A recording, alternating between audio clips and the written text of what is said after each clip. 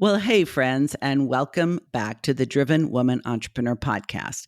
And happy National Email Week, which just so happens to be the topic of today's guest interview. Now, if you are a coach, a consultant, a small service business owner, or an independent professional, you have heard this advice over and over and over. You got to have an email list. You got to keep it growing month after month. It's an asset you own. And even memorize slogans like, the money's in the list, without even really wanting to. But this mass marketed advice is really best suited for course creators, people who actually need a huge ass list that has to be pumped up every month with a big Facebook ads budget and summits and affiliates, because these people are depending on a 2% conversion rate and a huge number of unsubscribes. The minute they get their freebie, they're getting themselves off the list. So what about people like us, the experts, advisors, and service providers? Well, your personal tech fairy, Bev Feldman, is here to the rescue. And she's going to answer your most burning email questions like, how big a list do I need? How long should my emails be? How often should I send them? What about open rates? And her advice is going to surprise you, including the fact that even though Bev is a certified ConvertKit specialist, she does not recommend ConvertKit for everyone. In fact, she doesn't even think everyone needs a list. Wah!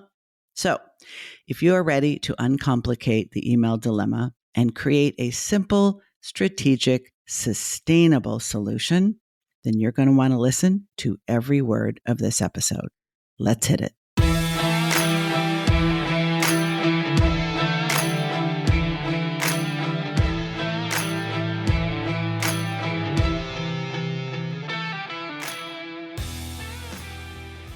So, Bev, I want to get this straight. There is so much mass marketed cookie cutter advice out there in the internet about how to do email marketing right. But from what I see, most of it does not apply to genuine experts. Most of it seems to apply to people who want to grow a huge ass list, run Facebook ads, get a 2% conversion rate, and maybe sell their course. So how do we do it differently? Because I know this is not what I need, and probably not what most people listening to this episode need either. Yes, I 100% agree with you on that. It's certainly not what I need as a consultant. So I've been in the online business space now for so many years that I feel like I've had to unlearn all these years of learning of, grow that email list, get as many people on your list as possible, causes the least amount of friction as possible to get people onto your list. And I don't think that applies, like you said, to most of us. What we really need is a list of people who are engaged, meaning they're opening our email list, they are clicking on those links, they are replying to us, and you don't need a huge list in order for most of us to have a thriving, successful business. I know for myself as a consultant doing one-on-one work, if I had thousands of people at a 1% conversion rate, that would actually not be it would be very stressful for me. It'd be too many people. But the way really most of us need to focus on our email marketing is showing up consistently so we can build these relationships through that content that shows up in people's inboxes. And for me, I really look at email marketing as not just growing this giant list, but really about how am I building that connection as people come onto my list. And some of it might be automated. I always recommend people have some sort of, what people call a welcome sequence so that, whatever you have going on in your life, that when people come onto your list, that they are getting a feel for you as a business owner, what you do, and if it's a mutually good fit, because honestly, that's the other piece of this is letting people know, am I the right person to help you with what you need support on? And if they unsubscribe because it's not a good fit or it's not a good time, I always look at that as a good thing, quite honestly. So my biggest takeaway for everyone in regards to this, for people listening, is that you don't need to have a giant list. What you want is a list of people, of the right people. I'd rather you have a small and mighty list of people who resonate with what you have to say and what your offers are than a giant list of people who don't care about what you have to offer. I think it comes down to, like, on social media, for example, everybody wants to get that blue check mark, but vanity metrics don't pay your bills. I work with coaches, consultants, service providers, small businesses, and independent professionals. They do not need thousands of people. They wouldn't be able to serve them with the work that they do. But let's talk numbers, because I don't even know what a small list is versus a large list. So if we're talking to consultants, not course creators, talking to consultants and coaches and independent professionals, if they have 200 people on their list, 500 people on their list, 20 people on their list, like, what kind of ballpark are we talking about, Bev? Honestly, any of those numbers you just threw out at me could be great. And I mean, it depends on how many people you work with, what your capacity is, how you're serving people. And I will make a note that, and this isn't something that I take credit for having come up with, is that if you run something like a group program, you might need a bigger list. But for those of us who really focus on one-to-one work, as long as you're bringing in the right people, potentially 50 people could be all that you need. It's quite Wow. possible. I don't feel like there's a hard and fast rule. It really depends on what your capacity as a business owner, how engaged those people on your email list are. So if you have 50 people and every week you've got 90% open rates, which would be phenomenal, Mhm. that's great.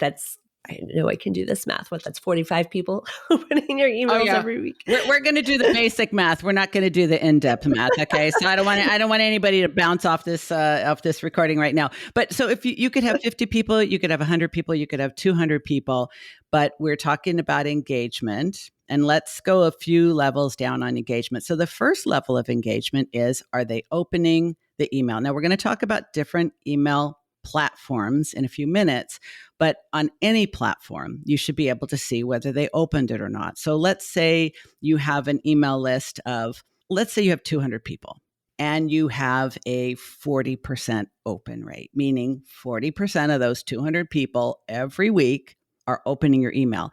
Is that good, average, better than average? If they just open it, and we're going to go into other levels of engagement next. Yeah, I mean, partially depends on what industry you're in, but typically that would be a really good open rate overall. I do want to caveat though, the thing with open rates while we're Mm-hmm. talking about it Yes. is that open rates are going to be your least reliable metric when you're looking at your email marketing.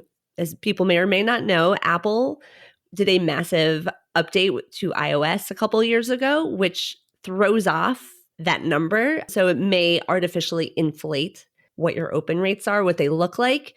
So I do think open rate is an important thing to look at, but I also think it's actually more important to look at kind of in comparison. So looking from, to look at, say, a month's worth of emails, looking at those open rates in comparison to one another. And if you notice one that's got a much higher open rate or one that's much lower compared to other open rates versus just looking at open rates on its own, you need a little bit more context to get an accurate view of that metric.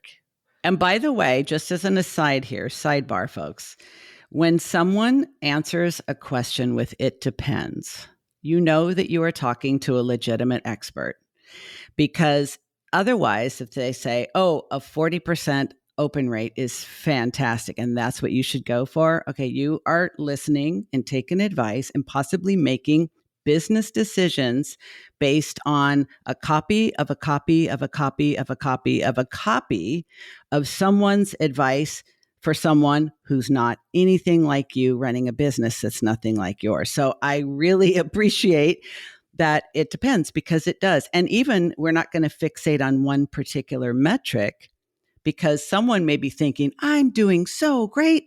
I may only have 20 people, but I have an 87% open rate. What else you got? So the next level of engagement would be, there's different ways they can reply to your email, but they might send you a DM on one of your favorite social platforms instead of replying to the email, right? Oh, absolutely. And here's where I think, again, kind of that mass marketed copy of a copy of a copy messaging that we're hearing is, you're not going to necessarily be able to track that within your email marketing platform. So, like, if you send an email and someone replies to you via DM, you kind of on your own have to set up that system that lets you know that people engaged with that email. Mm. So, but I love that you brought up that point, because that the point of email, because we're talking about building relationships, as long as that relationship is continuing somewhere, it doesn't have to happen in your inbox. It could happen on a phone conversation. It could happen via social media. But as long as you are seeing that people are telling you, oh, I'm on your email list, or you can see that that they are on your email list, and that conversation is happening, that's how I feel like, it's a great way to gauge if your email marketing is moving the needle forward on your business. I appreciate that you're saying that, Bev, because I used to get frustrated and confused by this. Like, I'm emailing every week. I have what I think is a good open rate. But oftentimes, when they do respond or engage with the content of that email, they're doing so somewhere other than hitting reply. So it's everybody has all these tools, and we're trying to use all these tools. And the whole point of this conversation today is how to use the tool, the strategy of your email marketing as an expert in a way that's simple, sustainable, and strategic. But if you expect that they're going to automatically hit reply and engage with you in their inbox, that may not be what they do. They may read the email and think, oh, this is so good. Maybe there's a link to your most recent blog post or a podcast episode or YouTube video or TikTok or whatever. And they may later go look at that thing and then respond to you from that platform. But they never would have known about that thing had you not emailed them. So it gets a little trickier. And I know we're going to talk a lot about automation. This is a big area of your expertise, is email automation, because otherwise you're literally running all over the place trying to collect this data and figure out what's working and what isn't. So the more automation, the better. I'm all for that. Yes, I agree. And so, of course, like I said, unfortunately, not everything can be automated, but there's a lot that you can automate. And because we were talking about metrics, we talked about the replies, which may or may not happen via email. And depending on your email marketing software, that information may or may not be tracked in a way that you can really see that data. You might have to kind of take a little extra step on your own, but it's still, because we're talking about people with smaller email lists anyway, chances are you're going to be engaging with people on your email list in a very different way from someone who needs the very large email list and doesn't have the relationship building with the people on their list. And that's not a judgment to people who have that business model. It's just the reality of having a very, very large email list. I don't think I've heard anyone say this before, Bev, in quite this way. But what's really coming through loud and clear is sometimes it comes down to, do you want a big list or do you want to have relationships with people? Is it more transactional or more relational, what you do and the way that you do it? I think that distinction will be really, really helpful for people to figure out, because some people just want to sell a bunch of stuff to people that they don't know and they're never going to know and they don't want to know. And they're serving them through that information, but they don't actually want a relationship with them. And other people would hate that business model. Yeah, and I've had that business model and I didn't like it. The only thing I liked about that business model was when people replied to my automated emails and I was having a conversation with them. And I was like, "Oh, this is why I'm doing this. That's the fulfilling part of it." And going back to what you're just saying, that kind of, more hands-off approach, I think a lot of times that's what we're taught to do. And Mm-hmm. if that works for you as a business owner, great. But I think for a lot of us, that's not why we went into business. I didn't go into this business to be as hands-off from my clients as possible. I love that piece of it. I like having the human interaction. And that is why I have a consulting business. But remember, it depends. We're going to do a lot of it depends in this conversation.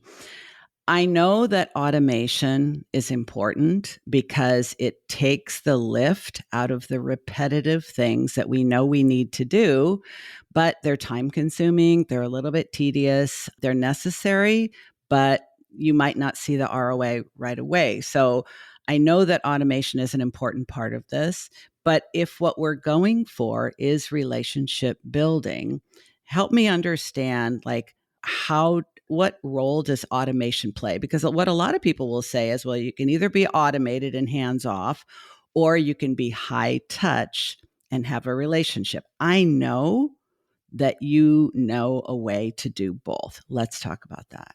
I'll go back to what I talked about before, having to give a very concrete example, having that automated welcome sequence. If you had to individually welcome everyone every single time they came onto your email list, that would use up a lot of your time, most likely, and it wouldn't be the best use of your time per se. That being said, you still want people to feel welcomed, and there are ways to do it that feel in alignment to how you want to be showing up. So I'm not one to say, well, you have to do it this way or that way. I'm saying you should do it in a way that feels good to you. I do recommend having some automated emails as people come onto your list, just so you know that relationship building is kind of happening for you. But those are your words, hopefully, that you're putting into those emails. So even if you aren't the one to hit send right as someone comes there, your personality, how you show up in your business will start to come through in those words. So, and the other part is, the automation piece, like being automated versus building relationships is, we talked about getting replies on emails, inviting people to reply to the emails. And you can, from that, if you don't necessarily check your inbox every day, I have an autoresponder for my inbox. So if someone emails me, and I have it set, I think, so it goes off like once a week. So every time someone emails me, they don't keep getting that autoresponder. Yeah. But it's giving them, it's saying, oh, hey, thank you for your email about XYZ. Want to let you know that when you can expect to hear from me. I also share a little bit in that, like make it a little bit more personalized. And I've had people reply to my autoresponder to tell me they loved my autoresponder. I like that. So, yeah. So I think you can also inject a little bit of personality into that. So you're setting the expectations that you're not living in your inbox, but you value people's time and giving them that expectation of when they can expect to hear back from you. And the other piece of that is if you know that people email you with certain questions, you can put some of that information also in your autoresponder. So for example, I will have people email me periodically to say, hi, hey, I would love to chat with you about ConvertKit help. How can I do that?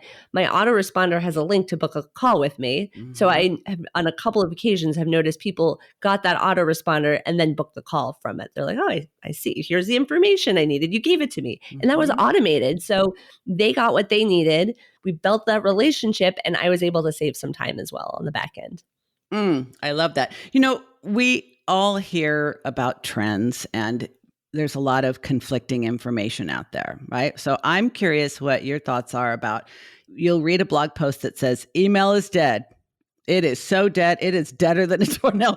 And then you'll scroll further down in your feed and say, there's never been a better time to focus on email. It's like, oh my gosh. So you've been doing this for a while and you were, a consultant for one of the best and most highly respected of the email service providers, ConvertKit. Like you're watching these trends. And I want to talk specifically in a minute about like what is the right kind of email strategy for your individual business model, but email like big picture overall 2023. Is it dead? Is it not dead? Is it just getting started? I bet you're going to say it depends. So tell me what you're going to say after that. Well, no, I actually don't think it depends. I think as much as people want to say, oh, email is dead, it's not. I don't know the stats off the top of my head, but people check their email all the time. We rely on email to have conversations. So email's not going anywhere anytime soon versus, there are certain social media trends that have come and gone. Well, I never got into it, but Clubhouse, I think, is the example that I see people using a lot. I don't think places like Instagram, Facebook, they're not going anywhere anytime soon. However, you are at the mercy of the algorithm. So even if someone chooses to follow you, they may not see your content versus if someone signs up for your inbox, while you don't have 100% control over them actually opening the email. And there are cases where you could end up in their spam or those hidden folders if you have people using Gmail. At least you know that you are going to show up in their inbox and people are going to check their email. That even for people who don't check it every day, most people are going to check their email, I'd say at least a few times a week. So it's all to say email is not dead. It's not going anywhere anytime soon. And this is information you own versus your Instagram followers. You don't own that. Facebook could decide to shut down your account. So 100% email all the way. Yeah, they just had over $1 billion fine applied by the EU today to Meta for Oh, wow. privacy policies. So yeah, that could factor into things. But I think a lot of people have a love-hate relationship with their email. Like it's kind of like I do. I hate, well, what is that? I forget what commercial it was. I hate it, but I use it kind of thing. And I think when we are in our inboxes and there's a lot of spam and there's a lot of, potentially bad news, uncomfortable news, but then we see that email from someone we've chosen to follow. If it's worth opening, we're going to open it. And I think it's one of the things that my clients in particular, and even myself struggle with is, what is good content? What is a good reason to be in their inbox? And are you putting the same stuff in the email that you're putting on social media or elsewhere? Like what makes it different when it's email? And I think when I see it done well, it's something that I'm not necessarily going to find somewhere else. It feels more personal to me. And usually I only have to do one thing. I used to write an email newsletter, had so many different things. You could do this, you could do that. You could go here, you could go there. And I realized, oh my God, that feels like so much work. Even I don't want to click on any of those things. So now it's like, here's one thing you could look at. And oh, by the way, here's a related thing. If you like that, you're probably going to like this too. And then I want to get out of there because I just think about how I respond to emails that are too long or too wordy or too complicated or give me too many choices. I don't think anybody's got the bandwidth for that anymore. I agree. I think the days, I will say, again, it depends. I think there are some business models where that would make sense. I think the majority of us, though, likely do not and probably should not be doing newsletter style emails. And by that, I mean, kind of like the summary of a magazine. Here's 7 articles you can click on. I think keeping it about focus on one specific thing with one call to action. Now, that's not to say you might not have instances where you do share more information, more calls to action.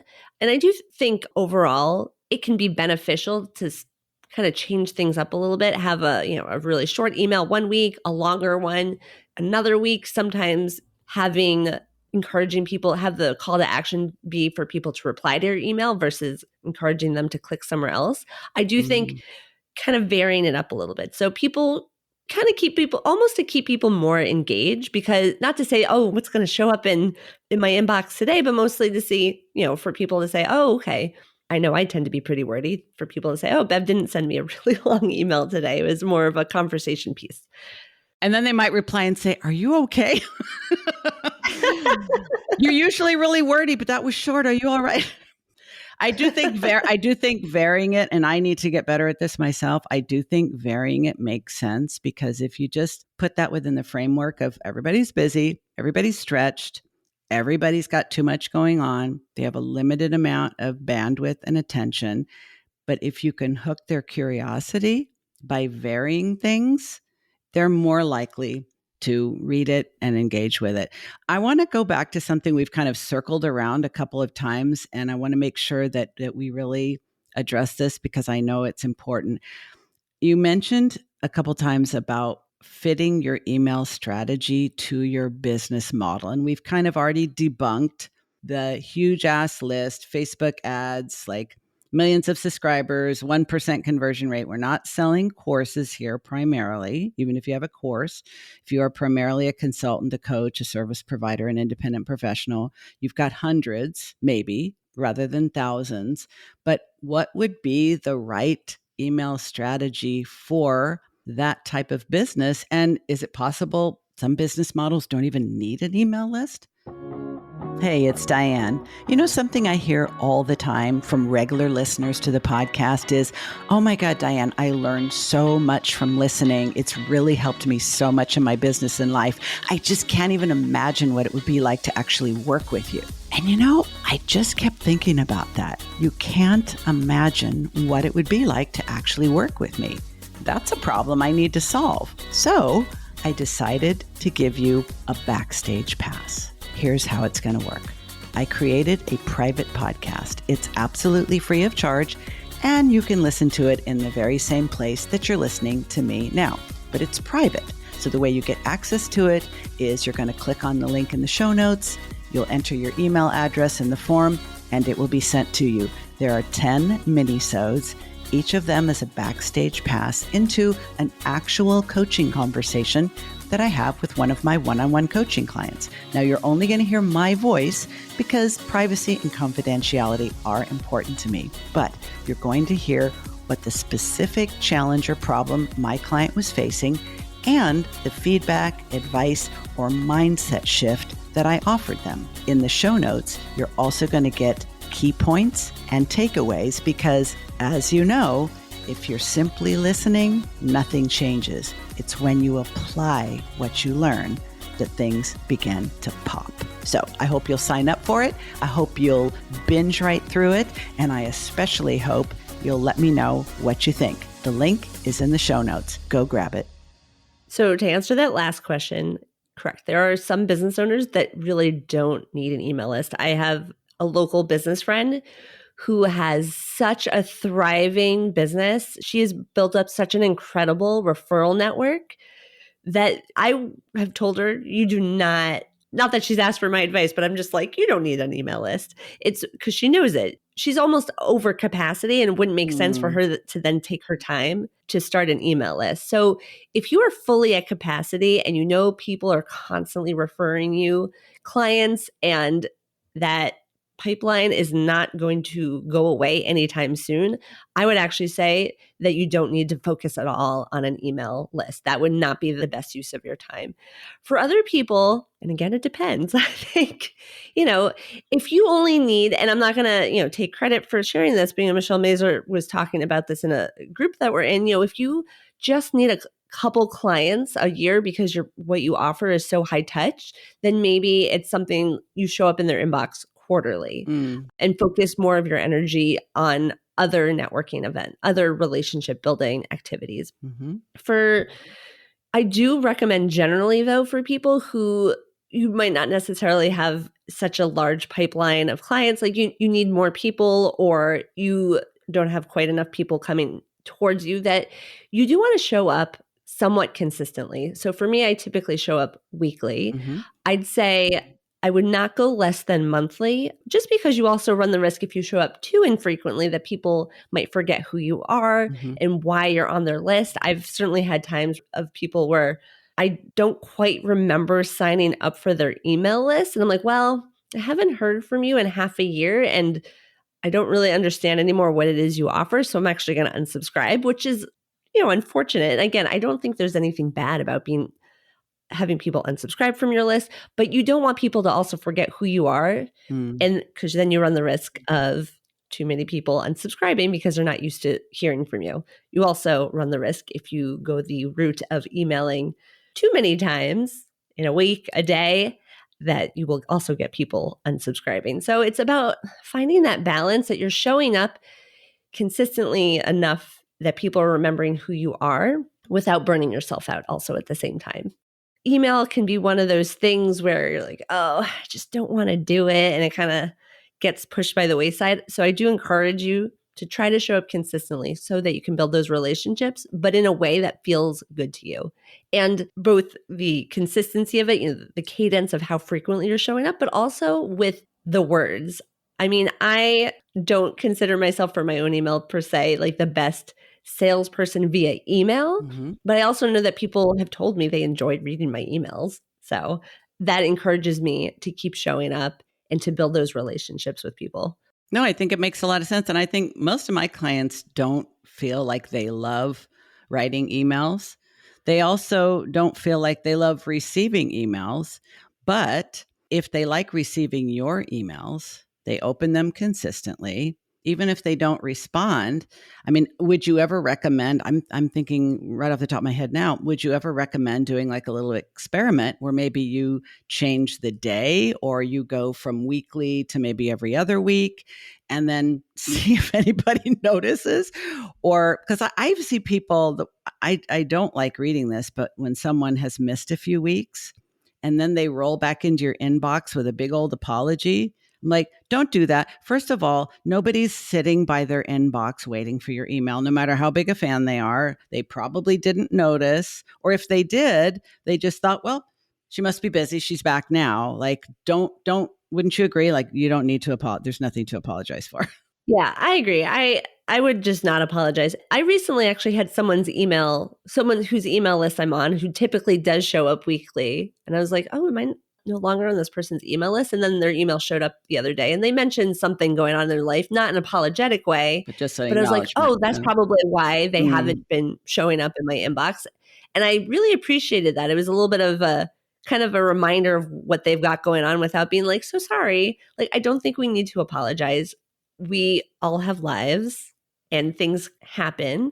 That's also not to say you shouldn't feel like you can't share what's going on mm. in your life if that feels right for you and the type of business you have.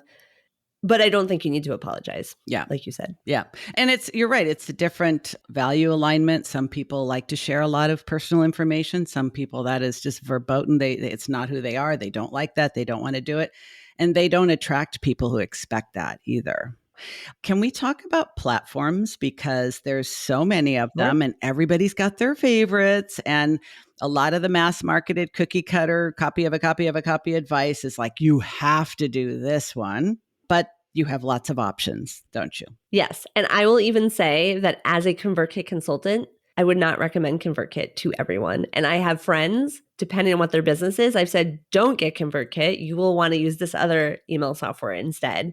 So the other piece to that is, when people are like, oh, should I switch? Because I think it can get so easy to get wrapped up in like, oh, well, people are talking about this platform and this platform. Should I switch? The way I look at it is, if your email marketing software that you're currently on, if it's working for you, just stick with it. You don't need to massively, do the work of having to switch everything over. However, if what you're currently using is not working for you, either you don't find it intuitive, you don't like being on it, it doesn't work with whatever else you're using to run your business, then that would be a good indication that you might want to switch. And I'll say, if you haven't yet set up a platform, if you're not sure yet what you're going to be doing and you're looking into it, I think it's really easy to get hung up on the price tag piece of it. And Mm, yes, you want to factor in what it's going to cost you, but I actually would not look at the cost as a way of comparing platforms, because some have really great free options for up to like 1,000 subscribers, which is amazing. At the same time, you might run into some limitations later on. So I really feel that you should look at the platforms that are going to work with what your business is right now and what you need it to work with. And also look at it itself. I've had people who have come to me because they really liked the really pretty email marketing software and they're like, this is not the right fit for me. Or other people who are like, this other platform is not remotely intuitive. So I do recommend taking a look at it and making sure it's something that you feel like you'll be okay being in. that makes a lot of sense, Bev, because I think all of us have different brains. I work with a lot of people who are neurodivergent, and I am neurodivergent.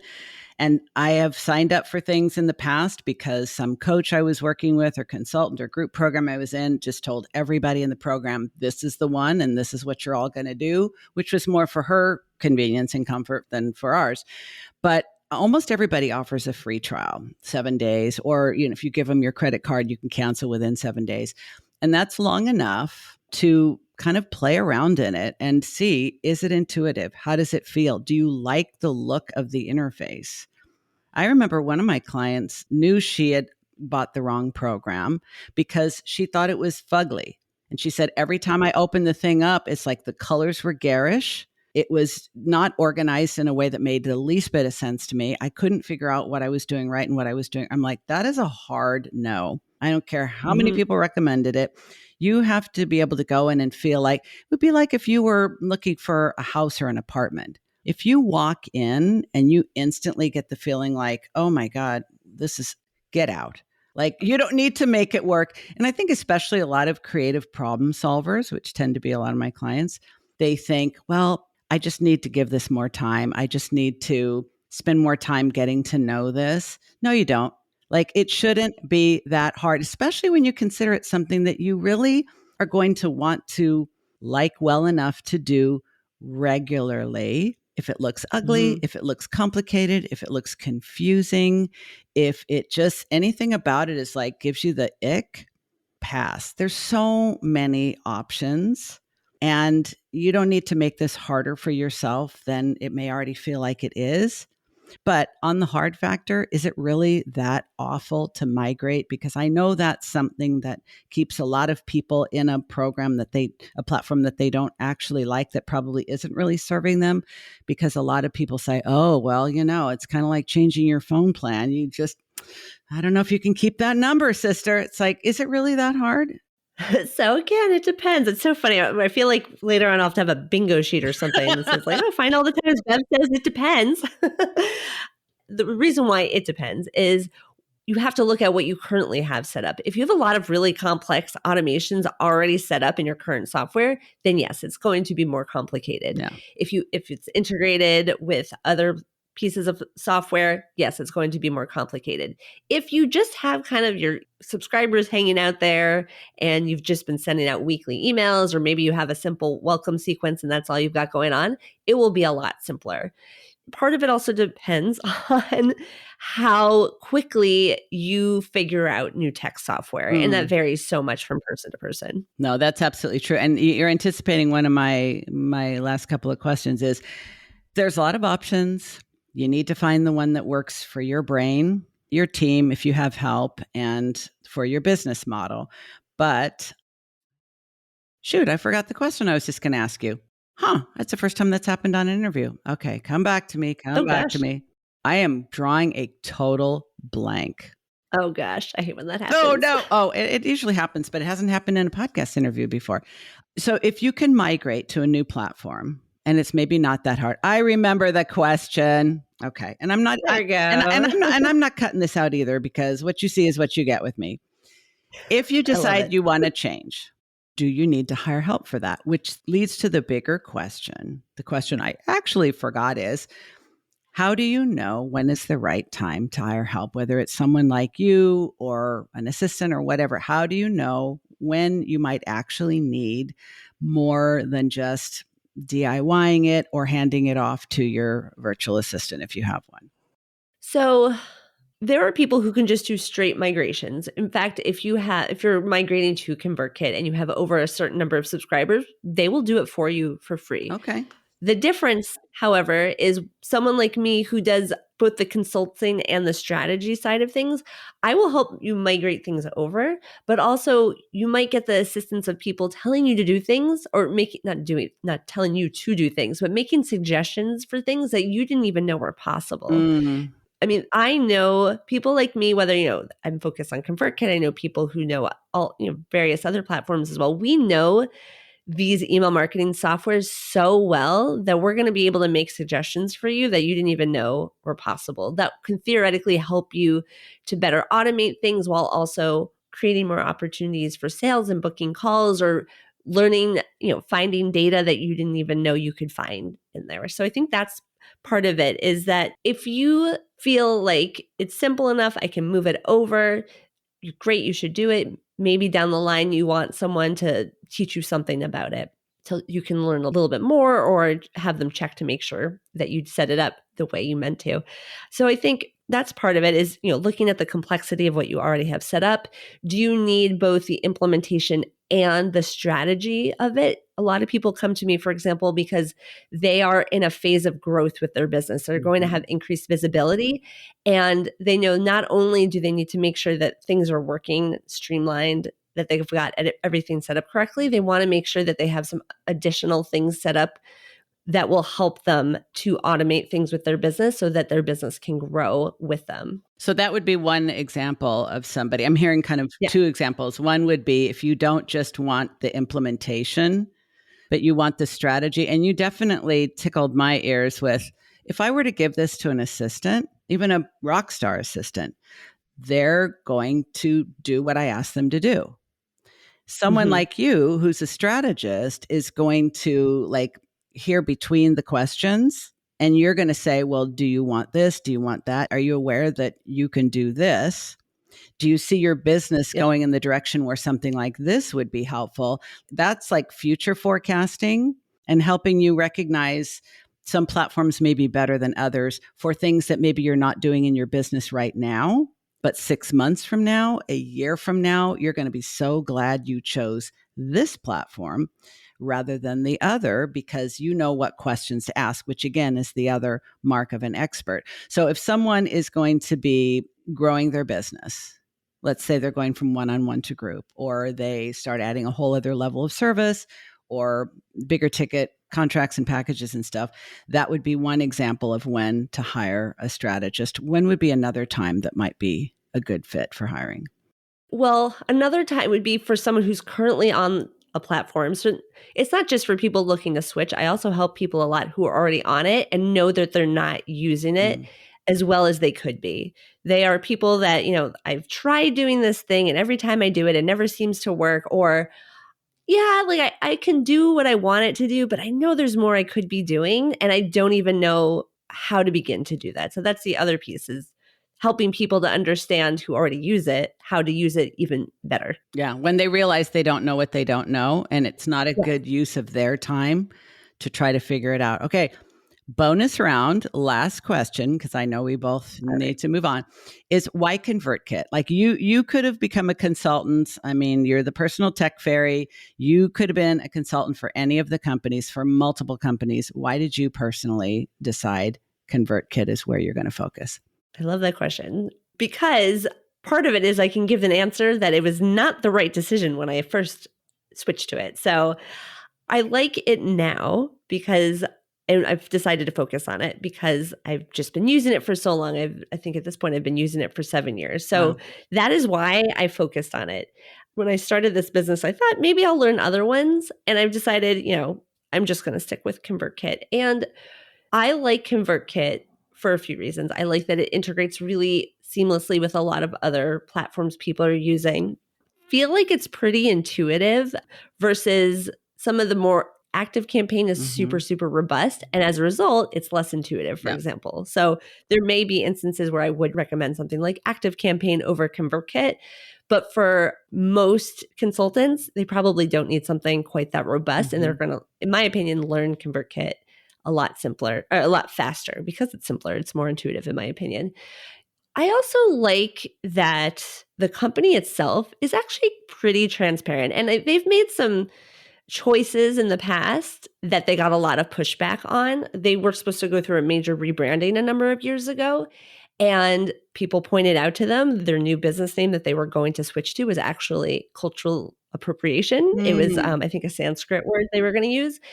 And instead of pushing back and just saying, well, we've already invested all this time and money into our rebrand, we're just, we're going to keep going for it. Instead, they said they listened to people and owned up to the mistake they made and continued on with the name. So I'm sure they lost a fair amount of money. I don't know specifically. So to me, that's been a signal that they hold true to their values. And it's not to say that, like any company, I'm sure, they've done things that I might not 100% agree with, but that moment really stuck out to me because I don't think you always see businesses doing that. A lot of times, and this was like, this was a number of years ago that they did that too. That was another piece is like the platform itself, I think is great. And I also like the values that their business stands behind. This is the perfect place to wrap up this episode for so many reasons because as a small business owner, as a consultant, a coach, a service provider, an independent professional, someone's choice to work with you, to follow you, to subscribe to your email, to listen to your podcast often comes down to your personal values and whether they align with them. Because no matter what you do or how brilliant you are, people have choices. And increasingly, I see our culture moving in the direction of people making buying decisions, relationship decisions to do business with people and businesses where there's a values alignment. And I am here for it because at the end of the day, we have to make choices anyway. And that's a more reliable way to make choices instead of what's the cheapest? What did my friend get? What do the gurus say? Like if you can go to bed at night saying, I feel good about giving my money to these people because of what they stand for, like that's a win all the way around for me. How do people find you online, and where are your preferred social platforms for them to connect with you beyond this interview, Bev? We can connect on either Instagram. You can find me at your.personaltechfairy. I like talking to people on LinkedIn, and I don't know the direct URL off the top of my head, but we'll make sure the links are there. And you can also find me on my website at yourpersonaltechfairy.com. And maybe you just want to get on her email list and see what her emails look like. Yeah. And even though I'm talking about email marketing tech, I've been told my emails are fun to read. So that's the first thing I'm going to do as soon as we hang up. I'm getting on that list. Thank you, Bev. This was a lot of fun and a lot of valuable and helpful information. I'm so glad. Thank you.